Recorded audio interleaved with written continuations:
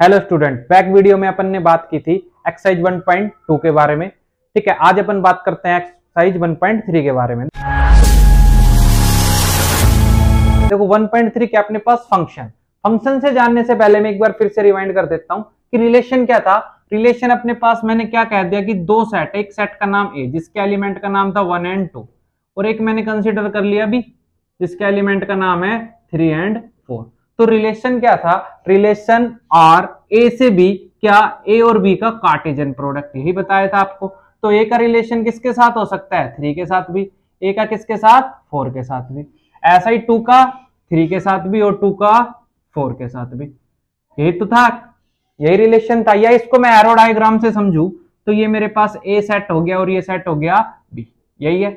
ए के एलिमेंट कितने हैं? 1 एंड 2, इसके एलिमेंट 3 एंड 4। मैं बोल सकता हूं 1 का 3 के साथ भी है और 1 का रिलेशन 4 के साथ भी, 2 का 3 के साथ भी एंड 2 का 4 के साथ भी। तो रिलेशन क्या था? Relation is a special type of combination. क्या था? स्पेशल टाइप ऑफ कॉम्बिनेशन था अपने पास, जिसको अपन क्या कहते थे? रिलेशन कहते थे। या फिर मैं बोल सकता था कि रिलेशन इक्वल होगा या सबसेट होगा किसका? ए क्रॉस बी का। लेकिन आज अपन बात करते हैं किसके? फंक्शन की। देखो फंक्शन क्या होता है? फंक्शन मेरे पास, आज बात करते हैं अपन किसकी?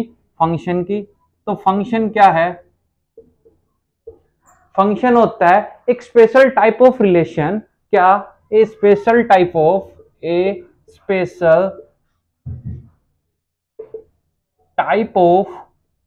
रिलेशन। एक स्पेशल टाइप ऑफ रिलेशन होता है जहां पर क्या है? Domain never be repeated. Domain क्या नहीं करती? रिपीट नहीं करती। ठीक है। फंक्शन क्या है? एक स्पेशल टाइप ऑफ क्या है मेरे पास? रिलेशन है जहां पर डोमेन क्या नहीं करेगी? रिपीट नहीं करेगी। फॉर एग्जाम्पल, अगर मैं ऐसा कह दूं कि मेरे पास ए था एंड एक क्या था? बी। ए सेट था, बी सेट था। मैंने बोल दिया यहाँ पे 1 है, यहाँ पे 2 है और यहाँ पे 3 था और ये 4 था। तो मैंने कह दिया कि ए का किसके साथ था रिलेशन? 3 के साथ और 2 का किसके साथ? 4 के साथ। या फिर मैं ऐसा बोल सकता था ए का किसके साथ है? 4 के साथ और 2 का क्या है? 3 के साथ। तो ये एक फंक्शन है बिकॉज यहाँ पे क्या नहीं कर रही? डोमेन रिपीटेड नहीं कर रही। फॉर एग्जाम्पल मैं क्या कह सकता हूं कि एक फंक्शन हो गया मेरे पास f इज इक्वल टू एक फंक्शन जहां पर एक का रिलेशन 3 के साथ बोल दूं, 2 का मैं बोल दूं 4 के साथ और कोई एक और एलिमेंट मेरे पास मान लो कि यहाँ पे कोई और एलिमेंट आ जाए 6 आ जाए जिसका रिलेशन किसके साथ हो? 7 के साथ। तो वो क्या हो गया? एक फंक्शन हो गया। देखो आपने पहले बात की थी कि डोमेन क्या होती थी? डोमेन मेरे पास क्या था? जो मैं रिलेशन में ऐसे करके लिखता था x एंड y। जो x होता था वो किसको रिप्रेजेंट करता था? डोमेन को। और y किसको रिप्रेजेंट करता था? रेंज को। तो फंक्शन क्या हो गया? जिसके अंदर डोमेन क्या ना हो? रिपीटेड ना हो। यहाँ पे देखो कोई भी चीज रिपीट हो रही है? नहीं हो रही। इसका मतलब ये क्या है? फंक्शन है। अगर मैं इसको ऐसा लिख देता कि f 1 का 2 और 1 का 3 के साथ और 2 का 4 के साथ, तो it is not a function. ये एक फंक्शन नहीं है क्योंकि देखो 1 एक डोमेन है और डोमेन 2 बार रिपीट हो रही है और मैंने आपको बोला फंक्शन की डेफिनेशन ये होगी जहां पर डोमेन बार बार रिपीट नहीं होगी। आगे अपन बात करते हैं टाइप ऑफ फंक्शन। फंक्शन कितने टाइप के होते हैं? सबसे पहले आता है मेरे पास 1-1 फंक्शन या बाइजेक्टिव फंक्शन। 1-1 फंक्शन या बाइजेक्टिव फंक्शन किसको बोलेंगे? सपोज करो मेरे पास x है जिसके एलिमेंट है a b c d, ठीक है, और मेरे पास y के एलिमेंट है 1 2 3 4 एंड 5। यही है। और मैं बोल दूं आपको कि a की किसका रिलेशन 1 के साथ, b का 2 के साथ, c का 3 के साथ और d का 4 के साथ। देखो ये जो मेरे पास डोमेन है, इस डोमेन को मैं क्या बोल सकता हूं? Pre images. क्या है ये मेरे पास? Pre image. ठीक है। प्री इमेज का मतलब क्या हो गया कि इनकी अभी मैंने किसी के साथ मैपिंग नहीं करी है। अगर मैं इनके साथ इनकी मैपिंग ना करूं तो ये क्या कहलाएंगे मेरे पास? डोमेन या प्री इमेज। और ये वाले मेरे पास क्या होते थे? इसके सारे एलिमेंट कोडोमेन। पढ़ा हुआ है अपन ने +1 में कोडोमेन। कोडोमेन क्या हो गए? y वाले सारे एलिमेंट 1 2 3 4 एंड 5। यही होता है। और अगर मैंने क्या किया, ए का 1 के साथ, बी का 2 के साथ, सी का 3 के साथ एंड डी का 4 के साथ, तो देखो ये सारे तो मेरे पास क्या है, डोमेन, और ये 1 2 3 एंड 4 क्या थी, रेंज। रेंज क्या आ गई मेरे पास इस फंक्शन की, रेंज आ गई मेरे पास 1 2 3 एंड 4। तो यहां से मैं क्या कह सकता हूं कि रेंज क्या होती है, ऑलवेज लेस देन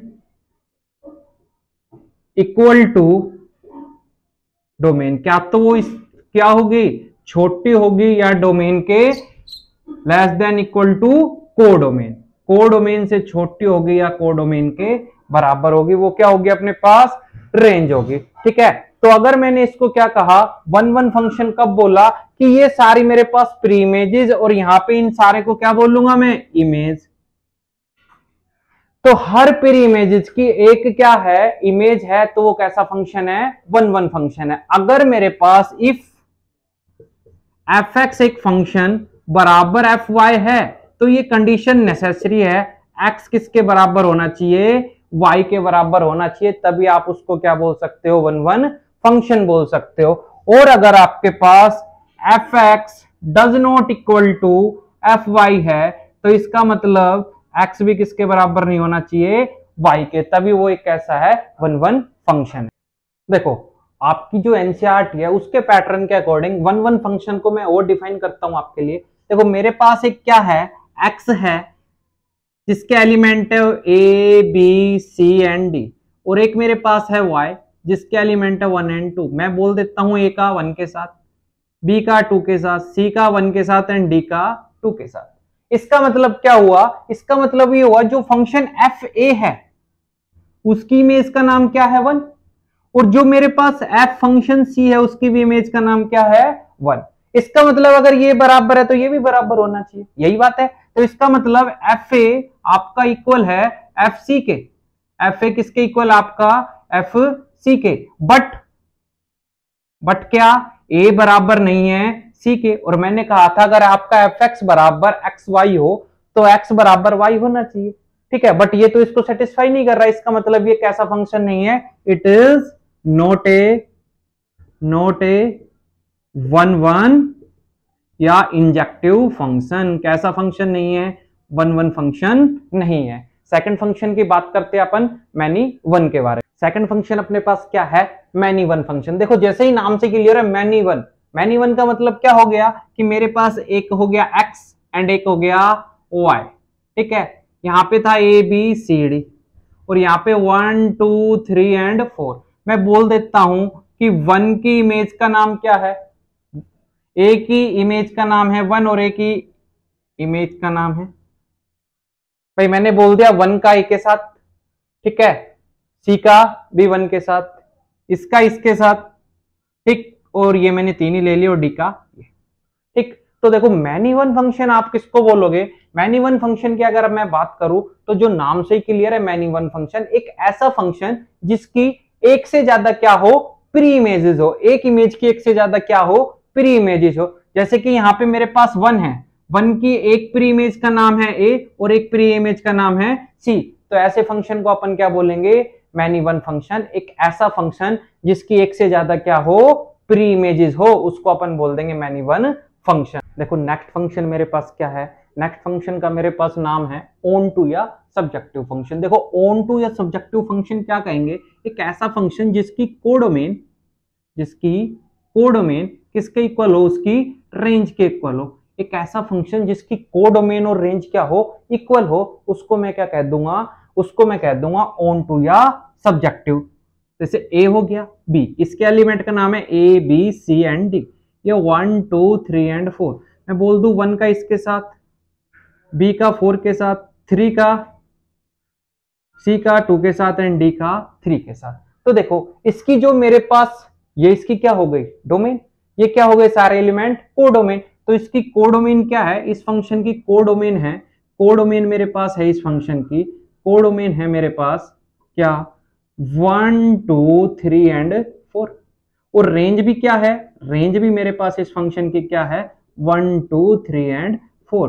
तो एक ऐसा फंक्शन जिसकी कोडोमेन और रेंज इक्वल हो उसको मैं कैसा फंक्शन बोलूंगा, ऑन टू या सब्जेक्टिव। नेक्स्ट मेरे पास कैसा है, नेक्स्ट फंक्शन का नाम मेरे पास है बाइजेक्टिव फंक्शन। कैसा फंक्शन, बाइजेक्टिव, बाइजेक्टिव फंक्शन।